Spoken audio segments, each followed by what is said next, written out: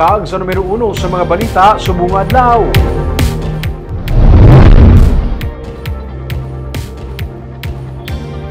Kadamuon sang volcanic earthquake sa Canlaon nagsaka sa 90. Pati kadamuon sang sulfur dioxide nga ginabuga sa bulkan nagdamo man. Gani PHIVOLCS nagapadam sa publiko nga mag-ulo aligmat.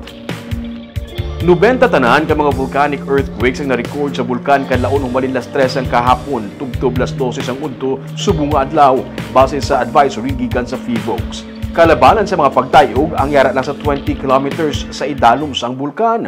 Ang volcanic sulfur dioxide o SO2 gas nga ginabuga gikan sa baba sang bulkan nagsaka man sa 5,083 toneladas sang kahapon.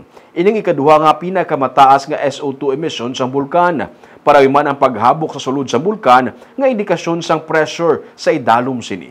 Dugang pa sang PHIVOLCS, ang ini nga mga parameters ang nagapakita nga ang magma sa idalom sa bulkan ang nagatuga sa pagdamo sa pagtayog sa sulod sa bulkan, ang pagdamo sa gas emission sa bulkan kag ang paghabok sa sulod sini.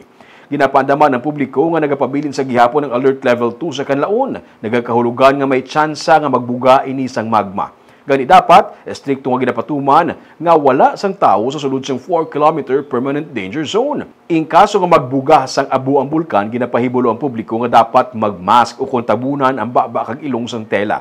Ginapahalong man ang mga nagapuyo malapit sa bulkan kag sa suba nga mag-ulo aligmat batok sa lahar kag muddy stream flow. Parayon ang hugot ka monitoring sang PHIVOLCS sa karon sa bulkan Canlaon.